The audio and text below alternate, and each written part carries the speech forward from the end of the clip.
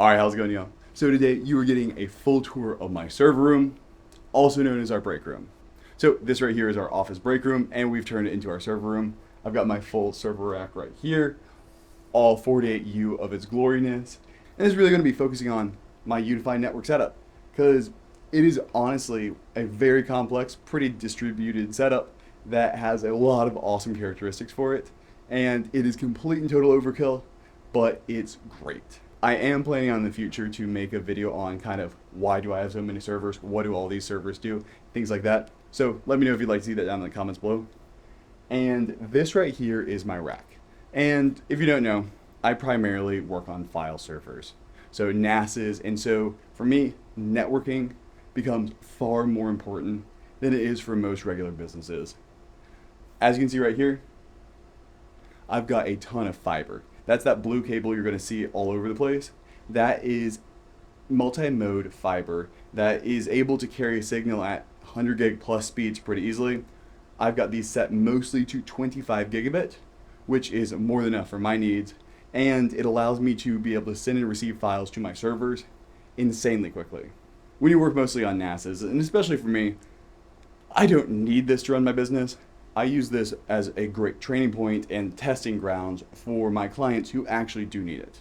So I work with a ton of video production houses and things like that who actually need to be able to push 25 gig plus of footage because they're pulling literally that much data from their file servers. So that's why I've got all of this and why everything is just set up for an absolute overkill setup. This is also only half of my network. This is at my office, the other half of my network is at my house.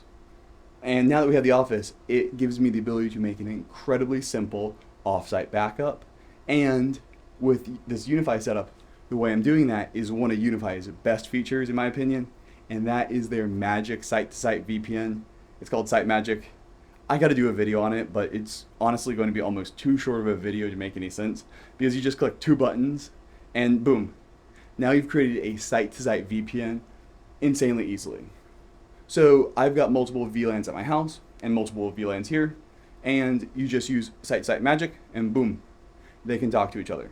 So this allows my backups to run.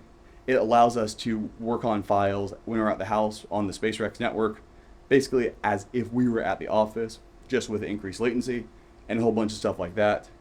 That's not all going to be shown here, and I definitely need to clean it up. We're mostly going to be focusing on the UniFi network setup here, but just remember, there is that entire second network at my house, and because of that site-to-site VPN, I can access everything there as if I was here. But first, I'd like to take a quick break to thank the sponsor of today's video, Delete Me. Did you know that your personal data is sold online by data brokers? You have the right to stay private and protect your personal data. Data brokers are corporations that collect a huge amount of personal information, like phone numbers, addresses, and even your relatives from a variety of sources like government public records and social media. They then aggregate this information into listings or profiles and then sell it to either other data brokers or other organizations who have an interest in your private data. Having this information out there increases the risk of being a target of identity theft, which has been made easier by the prevalence of personal information online. And that's where Delete Me comes in. Delete Me can help protect you from the risks of identity theft by removing your personal data from hundreds of data brokers online. They will then provide a privacy report showing what data they were able to find and remove, and will continue to monitor and repeat removals as required. I personally have used Delete Me and recommend it to help protect your personal information. Get 20% off Delete Me US customer plans when you go to joindeleteme.com/Rex and use promo code REX at checkout. That is code REX at joindeleteme.com/Rex. Thanks again to Delete Me for sponsoring today's video. Now back to the video. So starting off at the top is by far the most important part, and that is my good old Dream Machine. This is actually probably the oldest piece of IT equipment I still am using today. I got this back actually before SpaceRex. It is a Dream Machine Pro, and I will be honest with you, I have no reason to replace it. The thing performs incredibly well, and I've had no issues with it. I am thinking about upgrading it to the Pro Max just because UniFi sent it to me for free, and it's awesome, but in a lot of ways, this thing's just been an absolute tank for me, and I've not had anything I've come into actually needing to upgrade or anything like that. So it is doing two things for me. It is running UniFi Protect, which is basically security cameras. I've got two cameras, one in here, one in there, just in case. And then it's also primarily running the UniFi network application and is my router. So what it's doing is it is taking my internet from my AT&T modem right over there and giving me my internet connection. These top 8 ports right here, I am just using for the rack for basically what's called IPMI stuff. So it's things that are like management interfaces and things like that that don't actually need any kind of real performance to them whatsoever. And so they're just stuck on there.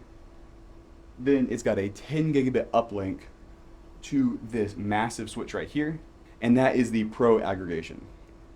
So that switch is actually combining all of my SFP Plus and SFP28 fiber optic connections into one massive network that is really, really, really fast. So this switch really connects to two primary things. It connects to the switches that are behind you right here that we'll show in a second here. And so those are the switches that hook up to the rest of my network. So those are things like Wi-Fi and all the wired Ethernet connections to my wife and I's desks, everything like that. I need to make a lot more of them. And that is actually what these fiber uplinks, these blue fibers right here, go through the ceiling tile. I think I've got a video on me actually putting those in. It was terrible. Go through the ceiling tile to my network rack so that way I can mess around here and have them two separated out entirely. And that just helps a lot in terms of ease of use when you're building a setup like this. I don't have to constantly be taking this thing down because I'm rewiring over there. And I think it just keeps it a lot cleaner. So I've got a network rack back behind you, and that is what the majority of these fibers are going to. Then this fiber right here, I've yet to actually save off properly, and I've not actually wired it through the ceiling like I should. And it is actually just going to my desktop because I've got a 25 gigabit connection to my desktop. Do I actually need that for video editing? No. But it is absolutely awesome to be able to transfer files at 2 gigabytes a second. And it's really useful for testing out and seeing how far I can push things. And it's a blast. So this switch right here is awesome for multiple reasons. One, it's actually at a pretty good price. And two, it's got pretty much everything under the sun you could possibly need. It's got 28 SFP Plus ports. SFP Plus is 10 gigabit, and there's two different ways you can run those. You can either run those with a fiber optic cable to them. Whenever you see a blue fiber coming out, that is actually having a fiber transceiver on there. Or you can run them with what's called a DAC cable. DAC stands for direct attached copper. So think of a DAC cable like plugging in a copper Ethernet cable into a fiber optic connection. They can only be up to 5 meters, and really 3 meters is how long you should reliably get them. And that gives you the ability to not have to have a fiber optic cable in between them. So fiber is really designed for long haul runs. And so if you want short runs, you can get away with those DAC cables. They're a lot cheaper, a lot easier to maintain, and they're a lot more robust. Fiber is pretty robust, but you should not bend it too much because it is breakable. And so I primarily use DAC cables, and they're great. The other version of 10 gigabit that you will often see that I'm not deploying here, at least not in this rack, is 10 gigabit RJ45. RJ45 is the Ethernet cable you're used to. And the reason I don't use that is it's a lot more expensive. It's a lot more power hungry. And most servers, because they're all in a rack and you can use DAC cables, most servers for their networking come with SFP modules. So SFP, SFP Plus, SFP28, QSFP28. There's a zillion options. And the reason they do that is when you're running over fiber, you do not need nearly as much power for processing as you do if you're running over copper Ethernet. Copper Ethernet has to be able to go 10 gigabit over 100 meters, which is very hard to do with the algorithms they use. And so if you've ever bought a 10 gigabit to something like Thunderbolt, like this guy right here, you'll notice this thing is massive. That's because it's actually very power hungry to convert Ethernet into 10 gigabit. That's why they're so expensive. That's why the switches cost so much. That's why everything costs so much and is so bulky. This is not big because there's a lot of components in here. This is big because this is a massive heat shield, and it has to dump all that hot exhaust to the atmosphere Otherwise, it'll overheat. So 10 gigabit over RJ45, it's just really power hungry, and it makes all the components expensive. And when you're building servers, you don't need them to run over 100 meters. You just need them to run 3 meters back the rack. So you get a great middle ground with DAC cables. It's really useful to have. So this is acting as my core switch. If I wanted to, I actually could get a second one of these and really have everything round robin hooked up where there's 2 connections each of these. That's the proper way to do a network if you're talking about an enterprise network. Obviously, if something breaks here, I can just fix it and it's not that big of a deal, so I don't bother with that stuff, but that's where I could go next from here. So those are the 28 SFP plus ports on there, those 10 gigabit ports. The other awesome part about this are the 4 25 gigabit SFP 28 ports on there. My main file server is a TrueNAS scale build that's down here, and it is able to actually push data easily at 5 gigabytes per second if you really push it with all the servers. I mean, it's just an absolute beast. So I have 2 25 gigabit SFP 28 DAC cables hooked up to that going into this, and I've separated them out on 2 separate VLANs, one of them for storage via NFS. So I've got the NFS share really isolated down to itself. So that's super low latency connections to my virtual machines that I'm running down here. And then the other one of those 25 gigabit cables is actually used for the rest of my network. So when Katie and I are editing videos, we are editing through one of those ports, leaving the other port solely for that NFS traffic, which I boot my virtual machines on. So that's how I've got it set up. I could do link aggregation with them, but link aggregation can actually be pretty inefficient. And so unless you have to, I wouldn't do it. Instead, if you can have half your traffic going on one interface, half going on the other, and you don't have 200 clients to load balance really evenly, having interfaces set for specific things can be really nice. And so you actually get better performance by not using link aggregation, especially if you've only got maybe 3 clients hitting the server at once, than if you did having link aggregation, because link aggregation has overhead to it. So that's 2 of those SFP28 ports on the side. One of them is then going up to my RJ45 10 gigabit switch, and that's one of those fibers. And the other one I mentioned earlier goes to the back of my main desktop, my editing rig, where I can hook up to this thing via 25 gigabit. So there's 2 last pieces of UniFi gear I've got in here. One of them is a massive PDU in the back that I'll show some B-roll of. It is a massive power supply unit that allows me to monitor and control the power going to every single one of these servers throughout the entire rack. Super useful. The other one of them is this little guy right here. So this is a spare one I've got, but what these are their little sensors. They're awesome. They're just battery powered. I've had it on for like 3 months now, and I think we're at 98% power, so it's going to last me a very long time. And it does a few things. One, I've mounted a magnet that came with the box to the door, so that way I can tell when the server rack door is opened or closed. Super useful, generates a log, I can tell if anything happened, check the cameras, whatever, and just know it's closed, right? Then the other thing it does is it's also got the ability to monitor temperature and humidity. When you've got servers, it's very useful to have that reading, and so I get a push notification on my phone if this room goes over 80 degrees Fahrenheit. And so I can call my landlord and say, why is the AC off? Why is the AC not running? And so just having those ability to get those notifications, and they're super cheap and easy. They also come with a water sensor, so you can stick it like under a sink or something.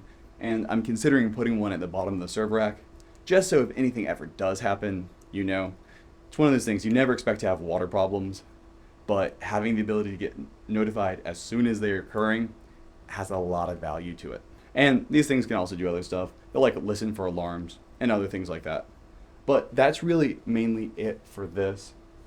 I have a ton of servers, as you may be able to tell, and they're all just hooked up over SFP Plus or even SFP 28. So they've all got incredibly fast connections to each other with ultra low latency, because honestly, except for the file server, I'm never pushing that much data through any of these servers. So there may be maxing out like 1 gigabit. It's really overkill, but it allows everything to be super low latency and nothing's waiting on each other. Next up, we can go up to my little network rack where I actually go through and distribute the rest of the network to the entire office. And that's right behind the camera right now. So now onto my network rack. And this is how I've done it in multiple different places. And I think this is by far the best way to design a server room network kind of setup for an office or home, if you can afford to do it, is have an entirely separate network rack mounted to the wall just like this, where all of your incoming Ethernet connections go to. The really useful thing about this is, as you can tell, I don't even have that many wires in here, but it really quickly becomes impossible to move, as well as impossible to keep organized very easily. I ran all these cables myself when we moved in the office, as well as all the fibers, and having a dedicated network rack is so nice to have, because everything's really organized over here, and it's separated out from the rest of my server.